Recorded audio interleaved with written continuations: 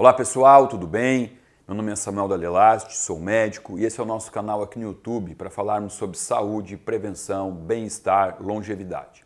Bom, tema de hoje, o assunto que eu escolhi para conversar com vocês é um assunto importante por vários pontos, mas o primeiro deles é porque ontem à noite, dando uma estudadinha em que seria o tema do vídeo de hoje, eu dei uma lida sobre estatísticas, sobre a epidemiologia de uma queixa muito comum que é a tal da barriga inchada, barriga estufada. E eu confesso que por mais que eu já tivesse essa noção de que isso é uma queixa muito comum, porque dentro do meu consultório é uma queixa comum, eu fiquei surpreso, pois eu li em vários artigos que isso acomete uma a cada 5 pessoas, ou seja, é muito impactante isso na vida das pessoas. Que é o que a gente chama dentro do consultório médico, a gente escreve no prontuáriozinho do paciente quando ele relata, a gente fala assim, paciente queixa-se de distensão abdominal. Né? O que é a distensão abdominal? É aquele abdômen distendido, inchado. E o paciente, ele geralmente, quando ele vem com essa queixa, ele tem uma dificuldade de relacionar, de dizer o que foi que fez isso. Alguns falam assim, não sei, eu já tentei de tudo, já tentei ver que tipo de comida, já fiz teste, não consigo entender o que acontece no meu intestino, na minha barriga. Bom, então, para falarmos sobre isso, eu vou ter que trazer para vocês uma palavrinha estranha, o tal do FODMAP, que hoje em dia já é muito falado. Tem muito paciente que me procura e já fala assim, não, já dei uma lida, fui para a internet, já li sobre o FODMAP e já estou tentando tirar ele da minha alimentação, estou fazendo alguns testes. Bom, o que é o FODMAP? Isso aqui realmente é uma sigla, tá? É uma sigla para falar sobre carboidratos de cadeia curta. Cadeia curta fermentáveis. São carboidratos de cadeia curta fermentáveis. Olha aqui, ó. Aí esse fermentável aqui já começa a explicar um pouco do porquê dessa queixa de barriga inchada. Bom, vamos botar aqui no quadro. O que quer dizer isso aqui, ó? FODMAP. O F é de fermentável. Fermentável. O O, oligosacárides. Sacárides. O D, de sacárides. M, monossacárides. Olha aqui. É difícil falar e escrever ao mesmo tempo, né? Sacárides. O A é de and, E em inglês, e o P de polióis. Então, são oligo, di e monossacárides e polióis fermentáveis. Então, ao chegar no intestino, principalmente no intestino grosso, que é onde mais acontece essa fermentação, esses oligodi-monossacárides e os polióis fermentam, trazendo ou excesso de ar para dentro da barriga, ou às vezes também trazendo água para dentro do intestino e proporcionando aquela sensação de distensão, de barriga inchada. Vamos botar aqui alguns exemplos de cada um, tá?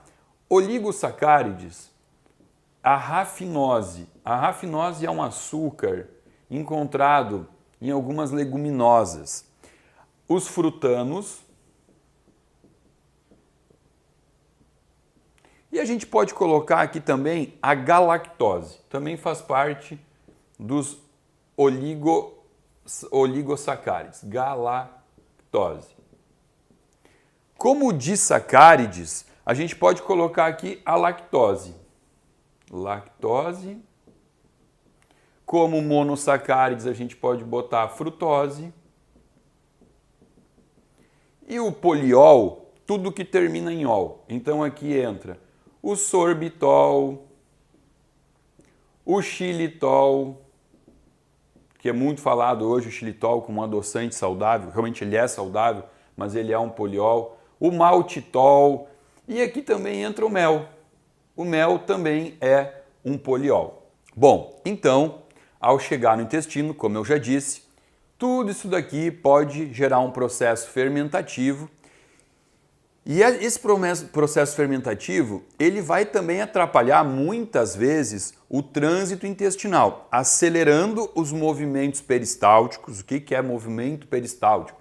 É o movimento comum do intestino, né? O intestino ele vai fazendo movimentos que vão empurrando as fezes em direção ao ânus, isso a gente chama de movimento peristáltico, e essa fermentação, ela pode acelerar o processo de peristaltismo, ou seja, fazer com que o alimento corra muito rápido em direção ao ânus, e se isso acontecer, além dessa pessoa ir ao banheiro várias vezes ao dia, ela vai ter também fezes muito líquidas. Por quê?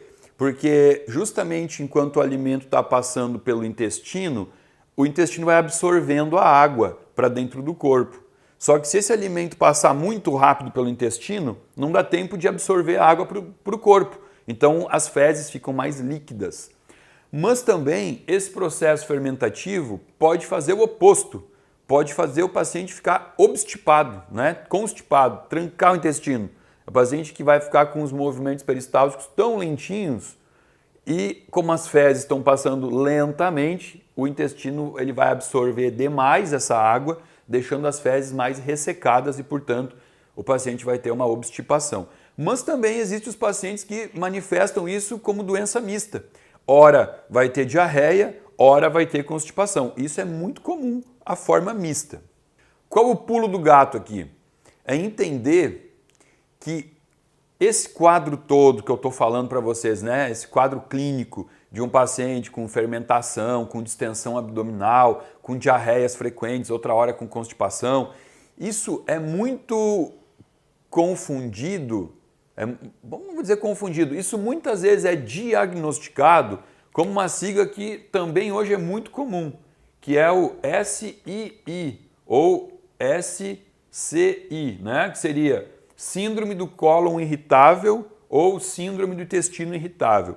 Isso é uma doença que ela não tem um diagnóstico, né? Não é assim como, por exemplo, uma hipertensão, que você vai no médico, ele mede a tua pressão e ele vai dizer, ó, tua pressão está alta porque eu vi o númerozinho ali no aparelhinho, então você é hipertenso. Não existe como você fazer um exame para diagnosticar a síndrome do intestino irritável ou síndrome do cólon irritável. A gente chama isso de um diagnóstico de exclusão. O que é isso? Chegou no gastro, geralmente no gastroenterologista, e ele começa a ouvir tuas queixas, aí ele vai lá e ele vai fazer um exame para ver se você talvez não tenha uma doença inflamatória intestinal, uma retocolite, uma síndrome de Crohn, doença de Crohn, e aí ele vai fazer uma colonoscopia, né? Que é o exame para analisar o intestino. E ele viu que não tem nada, ou seja, ele excluiu que seja uma doença inflamatória. Aí ele vai ver se você é celíaco. E ele veio lá, fez os exames, não, você não é celíaco. Então ele excluiu que você seja celíaco. Ele vai excluindo doenças. Quando ele excluiu todas e não sobrou nada, geralmente o diagnóstico é esse, síndrome do intestino irritável ou síndrome do colo irritável. Isso que a gente chama de doenças de exclusão, entendeu? É quando exclui todas as outras doenças, sobrou um diagnóstico por exclusão.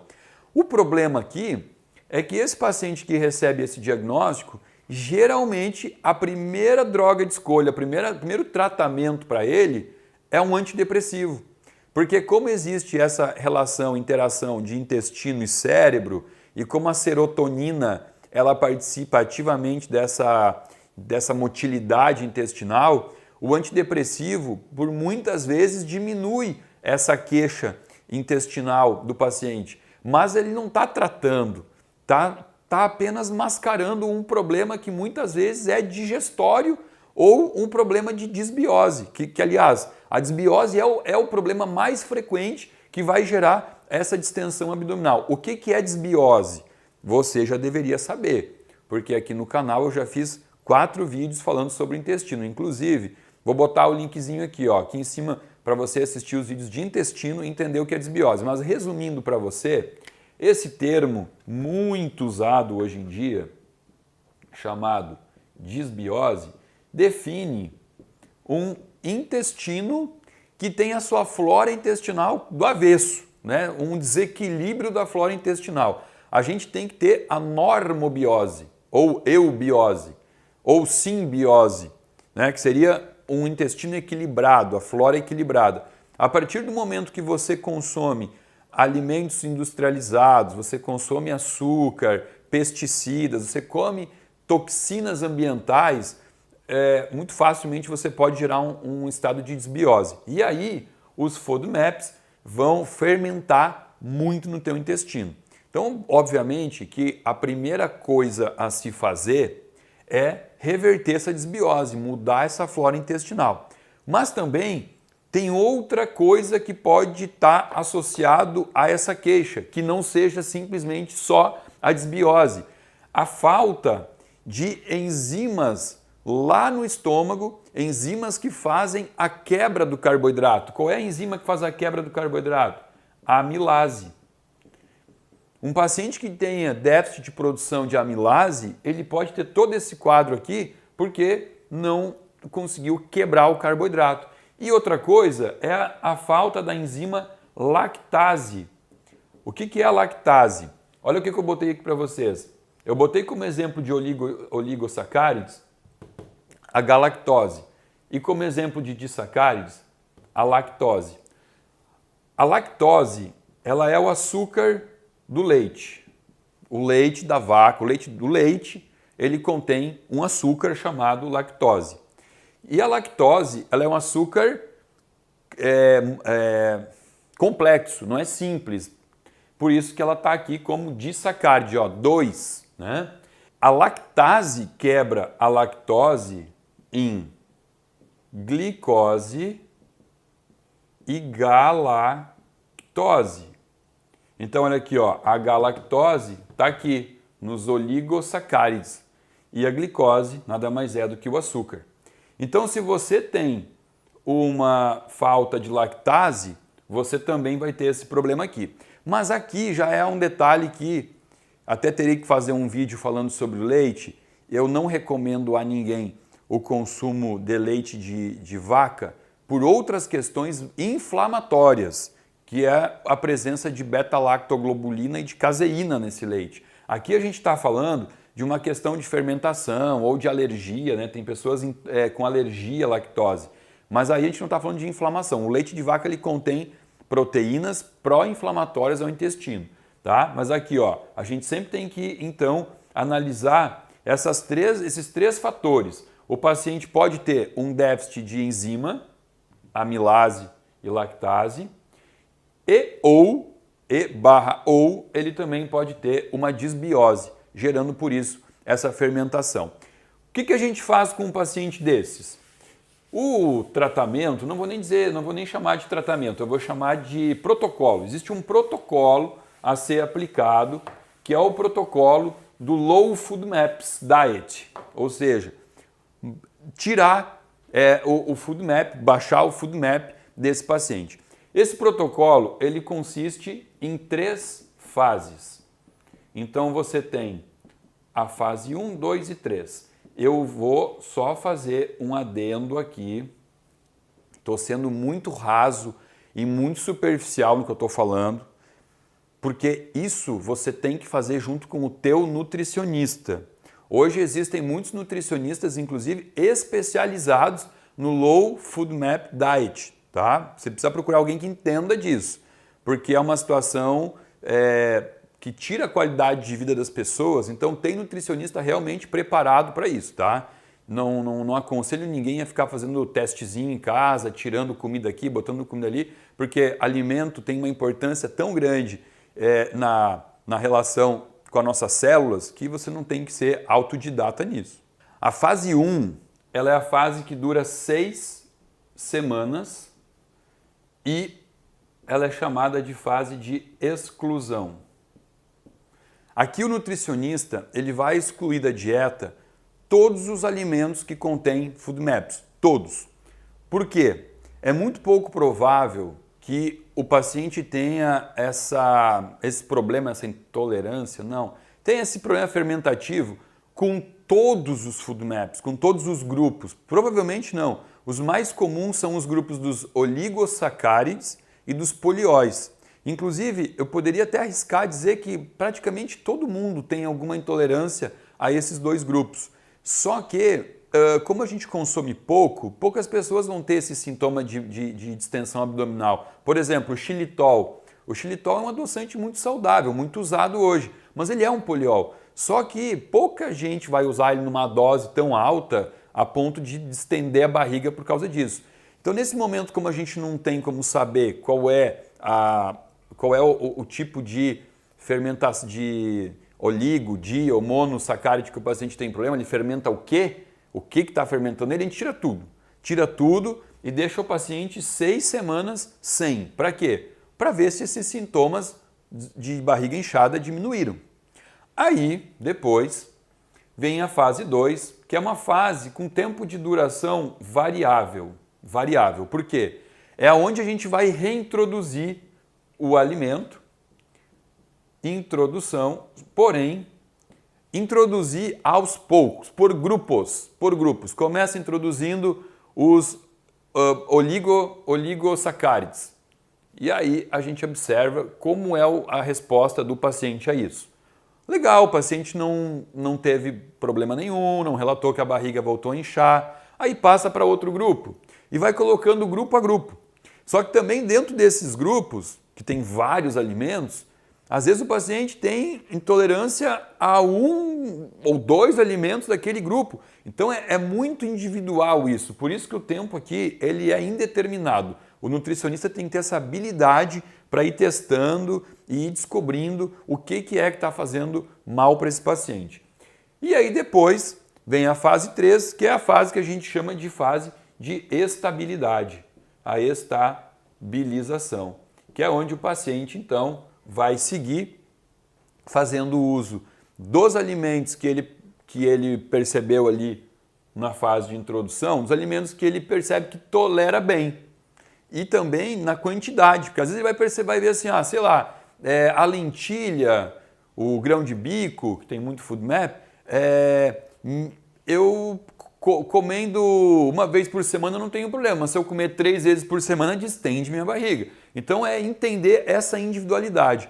Mas quando o paciente faz esse protocolo, ele consegue facilmente perceber, se autoconhecer e levar uma vida muito saudável depois desse desbravamento, vamos chamar assim. Né? Ele conheceu a flora intestinal dele. E é legal que concomitantemente a isso, faça um tratamento usando probiótico para ir mudando essa disbiose intestinal e possivelmente ao longo do tempo ir conseguindo introduzir alguns alimentos que antigamente faziam mal para ele. Isso é bem comum, a gente faz isso aqui no consultório e percebe que muitos pacientes, quando vão mudando a flora intestinal, conseguem introduzir alimentos que antes davam um inchaço na barriga muito grande. Bom, gente, o vídeo já está muito extenso, é um pouquinho difícil falar sobre FODMAP, tanta informação em pouco tempo. Então, eu espero que isso tenha ajudado. A partir daqui, se você se enquadrou dentro desses sintomas, dentro dessas queixas que eu falei, pesquisa um pouquinho mais, procura um médico que entenda disso, procura um nutricionista que domine o assunto e melhore essa queixa, porque ninguém merece passar semanas com diarreia, com 2, 3, 4 episódios de diarreia por dia. Isso realmente impacta muito na qualidade de vida das pessoas. E a ideia desse canal é melhorar a qualidade de vida. Espero que tenham gostado. Se você gostou, dá um likezinho aí, por favor. Compartilha esse vídeo, se inscreve no nosso canal. Aqui abaixo do quadrinho, abaixo desse vídeo tem um site, um link para você se inscrever e fazer parte de um grupo VIP de pacientes, de seguidores que recebem um conteúdo exclusivo do nosso canal. Muitíssimo obrigado.